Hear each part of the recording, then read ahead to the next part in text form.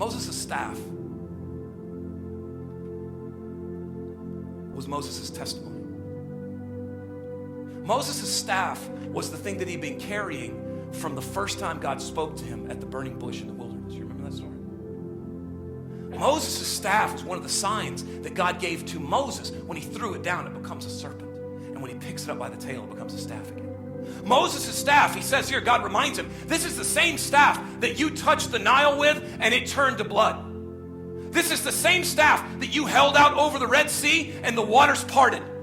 This staff is what you bring with you. Can I tell you something? If you're going to find the place between fearfulness and foolishness, you need to carry your testimony with you. You need to remember every story of how God has delivered you, been faithful to you, brought you through. You need to look back on the course of your life and say, he's always been there, even when I didn't know he was there, and I see it in hindsight. And you need to keep those stories close to your mind, close to your heart, close to your ears, because in those moments when you see what he's done, you'll have confidence that he's going to keep on doing what only he can do. See, most of us isolate ourselves from those things and just assume that the future is unwritten. He's been writing your story since before you were born. He loved you before the foundations of the earth were created. He fashioned you in your mother's womb. He's been telling your story for years. He's going to keep on telling it, and you can walk with confidence when you know that he's been in it the whole time.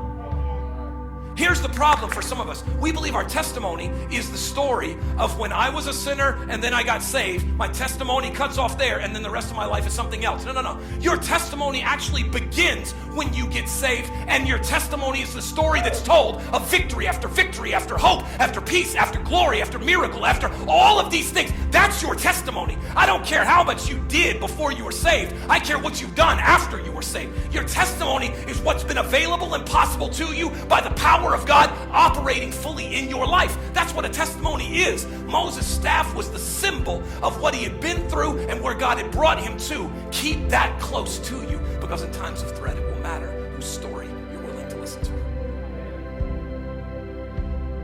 There's still some juice left in your staff. There's still some power left in that pen. There's still some glory left in your story. Did not intend for that to rhyme, but that was great. There's still some glory left in your story, and God is not done with you yet. But if you keep telling yourself that the future is open-ended and that you don't know what's going to happen, and oh man, I'm alarmed at this, and I'm either going to have to fight my way through it or fear my way out of it, God says, look at what I've already done. Let me show you a story that I'm telling you about your own life, where I'm the one that carries you through every valley, where I'm the one that lifts you over every mountain, where I'm the one that heals you of your diseases, where I'm the one that walks you in wisdom. That's who I am in your life, and that's who I'm always going to be in your life. I'll never stop being that for you.